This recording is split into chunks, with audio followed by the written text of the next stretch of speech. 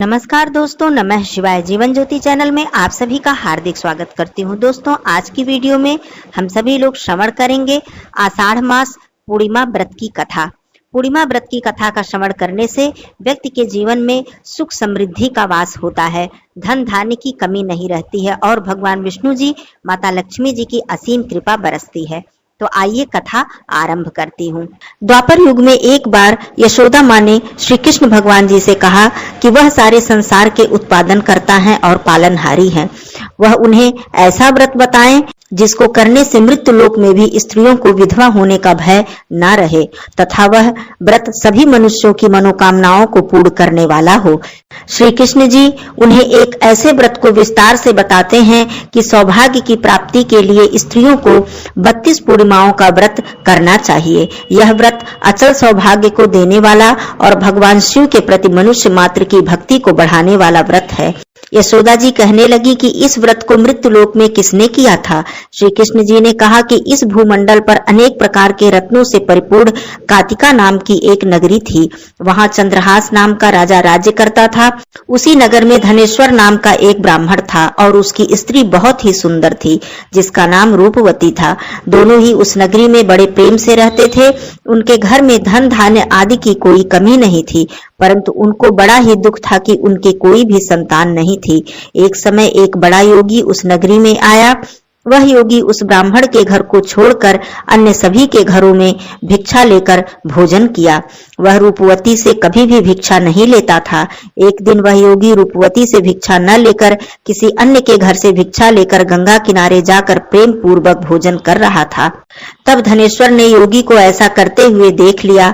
अपनी भिक्षा के अनादर से दुखी होकर धनेश्वर योगी से कहता है कि वह सभी घरों से भिक्षा लेता है, लेकिन उसके घर से भिक्षा क्यों नहीं लेते? इसका क्या कारण है? योगी ने कहा कि निःसंतान के घर भीख पतितों के अन्न के समान होती है और जो पतितों का अन्न खाता है वह भी पतित हो जाता है। क्योंकि वह निःसंतान है, इसलिए पतित हो जाने के भय से वह उनके घर से भिक्षा नहीं लेता है। धनेश्वर यह बात सुनकर बहुत ही दुखी हुआ और हाथ जोड़कर योगी के पैरों में गिर गया और कहने लगा कि यदि ऐसा है तो वह उसे पुत्र प्राप्ति का उपाय बताएं। वह सब कुछ जानने वाले हैं, वह उस पर कृपा अवश्य करें। धन की उसके पास कोई कमी नहीं है, लेकिन कोई संतान न होने के कारण वह बहुत ही दुखी रहता है। वह उसके इस दुख का हरण करें। यह सुनकर योगी कहने लगे कि उन्हें चंडी की आराधना करनी चाहिए। घर आकर उसने अपनी स्त्री से पूरी बात कहकर स्वयं वन में चला गया। वहां उसने चंडी की उपासना करनी शुरू कर दी और उपवास भी किया। चंडी ने 16वें दिन उसको स्वप्न में दर्शन दिया और कहा कि उसके यहाँ पुत्र होगा, परंतु वह 16 वर्ष की आयु में ही मृत्यु को प्राप्त हो जाएगा। यदि वह दोनों स्त्री पुरुष 32 पूर्णिमाओं का व्रत विधि पूर्वक करेंगे तो वह दीर्घायु हो जाएगा। जितनी उसकी सामर्थ्य है आटे के दिए बनाकर शिव भगवान जी का पूजन करना, परंतु पूर्णिमा के व्रत 32 होने चाहिए। प्रातः काल होने पर इस स्थान के समीप एक आम का वृक्ष दिखाई देगा। उस वृक्ष पर चढ़कर फल तोड़कर शीघ्र ही अपने घर चले जाना और अपनी स्त्री को सारा वृत्तांत बताना। ऋतु स्नान करने के बाद वे स्वच्छ होकर श्री शंकर भगवान का ध्यान करके उस फल को खा ले, तब वह शंकर भगवान की कृपा से गर्भवती हो जाएगी। जब वह ब्राह्मण प्रातः काल उठा तो उसने एक स्थान के पास ही आम का वृक्ष देखा जिस पर बहुत ही सुंदर आम का फल लगा हुआ था। उस ब्राह्मण ने आम के वृक्ष पर चढ़कर फल को तोड़ने का प्रयास किया, परंतु वृक्ष पर कई बार कोशिश करने के बाद भी वह चढ़ नहीं सका। तब उस ब्राह्मण को बहुत चिंता हुई और वह विघ्न विनाशक श्री गणेश भगवान जी की वंदना करने लगा। वह उस पर कृपा करके इतनी शक्ति दे कि वह अपनी मनोरथ को पूरा कर सके। इस प्रकार गणेश भगवान जी की प्रार्थना करने पर उनकी कृपा से धनेश्वर वृक्ष पर चढ़ गया और उसने सुंदर आम के फल को तोड़ लिया।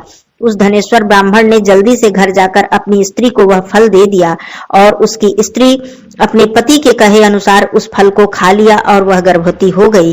देवी जी की असीम कृपा से एक अत्यंत सुंदर पुत्र उत्पन्न हुआ जिसका नाम उन्होंने देवीदास रखा। बालक शुक्ल पक्ष के चंद्रमा की भांति अपने पिता के घर में बड़ा होने लगा। भगवान की कृपा से वह बालक बहुत ही सुंदर, सुशील, विद्या पढ़ने में बहुत ही निपुण हो गया। दुर्गा जी की आज्ञा के अनुसार उसकी माता ने 32 पूर्णमासी का व्रत रखना आरंभ कर दिया, जिससे उसका पुत्र बड़ी आयु वाला हो जाए। 16वां वर्ष लगते ही देवीदास के माता पिता को बहुत ही चिंता हो गई, कहीं उसके पुत्र की इस वर्ष मृत्यु न हो जाए। उन्होंने अपने मन में विचार किया कि यह दुर्घटना उनके सामने हो गई तो वो कैसे सहन कर सकेंगे। इसलिए उन्होंने देवीदास के मामा को बुलाया और कहा कि उनकी एक बहुत बड़ी इच्छा है कि देवीदास 1 वर्ष तक काशी में जाकर विद्या का अध्ययन करे और उसको अकेला भी नहीं छोड़ना चाहिए, इसलिए वह साथ चले जाएं और 1 वर्ष के बाद इसे वापस लेकर आना। तब सारा प्रबंध करके उनके माता पिता ने देवीदास को एक घोड़े पर बैठाकर उसके मामा के साथ भेज दिया, परंतु यह बात उनके मामा या किसी और को नहीं बताई। धनेश्वर ने अपनी पत्नी के साथ माता भगवती के सामने मंगल कामना तथा दीर्घायु के लिए भगवती की आराधना और पूर्णमासी का व्रत करना प्रारंभ कर दिया। इस प्रकार बराबर 32 पूर्णमासी के व्रत को उन्होंने पूरा किया। दूसरी तरफ मामा और भांजा दोनों रात गुजारने के लिए एक गांव में रुके। उस दिन उस गांव में एक ब्राह्मण की कन्या का विवाह होने वाला था। जिस धर्मशाला में वर और बारात के लोग रुके हुए थे, उसी धर्मशाला में देवीदास और उसका मामा ठहर गए। उधर कन्या को तेल आदि चढ़ने के बाद जब लग्न का समय आया तो उस वर की तबीयत खराब हो गई।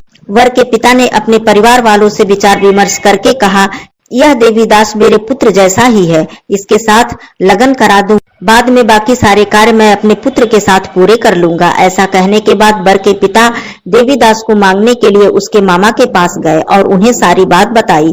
मामा ने कहा कि कन्यादान में जो कुछ भी मिलेगा वो हमें दे दिया जाए। वर के पिता ने बात स्वीकार कर ली। इसके बाद देवीदास का विवाह कन्या के साथ संपन्न हो गया। इसके बाद वह अपनी पत्नी के साथ भोजन न कर सका और मन में विचार करने लगा, न जाने यह किसकी पत्नी होगी। यह सोचकर उसकी आंखों में आंसू आ गए। तब वधू ने पूछा कि क्या बात है, आप उदास क्यों हैं? तब उसने सारी बातें अपनी पत्नी को बता दी। तब कन्या कहने लगी कि आप ही मेरे पति हैं, मैं ही आपकी पत्नी रहूंगी, किसी अन्य की कभी नहीं होऊंगी। तब देवीदास ने कहा, ऐसा मत करिए, क्योंकि मेरी आयु बहुत कम है, मेरे बाद आपका क्या होगा। लेकिन उसकी पत्नी नहीं मानी और बोली, स्वामी आप भोजन कीजिए। दोनों रात में सोने के लिए चले गए। सुबह देवीदास ने पत्नी को 4 नगों से जड़ी हुई एक अंगूठी दी और एक रुमाल दिया। बोला कि हे प्रिया, इसे ले लो, संकेत समझकर स्थिर हो जाओ। मेरे मरण और जीवन जानने के लिए एक पुष्प वाटिका बना लो, उसमें सुगंधों वाली एक नवमल्लिका लगा लो, उसको प्रतिदिन जल से सींचा करो और आनंद के साथ रहो। जिस समय और जिस दिन मेरा प्राणांत होगा उस दिन यह फूल सूख जाएंगे। जब यह फिर से हरे भरे हो जाए तो जान लेना कि मैं जीवित हूँ। यह समझाकर वह वहां से चला गया। इसके बाद जब वह वर और बाकी बाराती मंडप में आए तो कन्या ने उसे देखकर कहा कि ये मेरा पति नहीं है, मेरे पति वह है जिनके साथ रात में मेरा विवाह हुआ है, इसके साथ मेरा विवाह नहीं हुआ है। अगर वह यही है तो कन्यादान के समय मिले हुए सभी आभूषण उन्हें दिखाएं। कन्या की ये सारी बातें सुनकर वह कहने लगा कि मैं यह सब नहीं जानता। इसके बाद सारे बाराती अपमानित होकर लौट गए। भगवान श्री कृष्ण जी बोले, माता, इस प्रकार देवीदास काशी चला गया। कुछ समय जब व्यतीत हो गया तो एक सर्प उसको डसने के लिए आया। वह उसको काट नहीं पाया क्योंकि उसकी माता ने पहले ही 32 पूर्णिमा का व्रत पूर्ण कर लिया था। भगवान श्री कृष्ण जी कहते हैं कि इस प्रकार देवीदास काशी विद्या अध्ययन के लिए चला गया। जब कुछ समय बीत गया तो काल से प्रेरित होकर एक सर्प रात के समय उसको डसने के लिए वहां पर आया। उस विषधर के प्रभाव से उसके शयन का स्थान चारों ओर विष की ज्वाला से विषैला हो गया, परंतु व्रत के प्रभाव से उसको वह काट नहीं पाया क्योंकि पहले ही उसकी माता ने 32 पूर्णमासी का व्रत रखा था। इसके बाद वह स्वयं काल वहां पर आया और उसके शरीर से प्राणों को निकालने की कोशिश करने लगा, जिससे वह बेहोश होकर पृथ्वी पर गिर गया। भगवान की कृपा से उसी समय माता पार्वती जी के साथ भगवान शंकर जी वहां पर आ गए और उसको बेहोश दशा में देखकर पार्वती जी ने भगवान से प्रार्थना की और कहा कि इस बालक की माता ने पहले ही 32 पूर्णमासी का व्रत पूरा किया है, वह इसको प्राणदान दे दें। इस प्रकार शिव जी ने उसको प्राणदान दिया।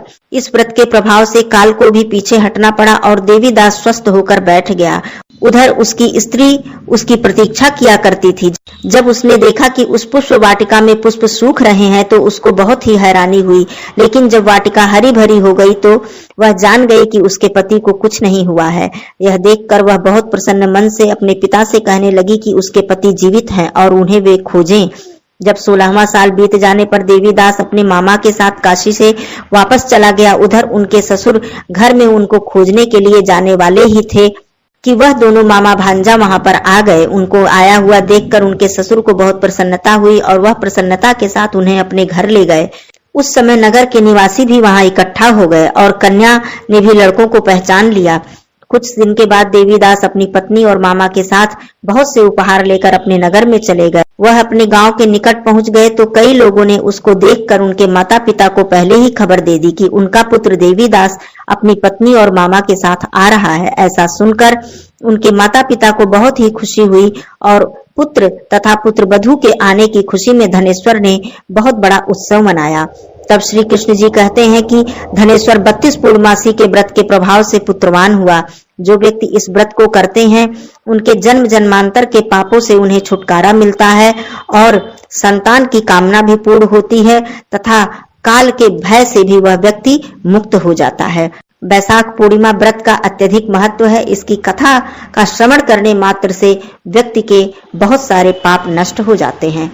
धन्यवाद दोस्तों। नमः शिवाय।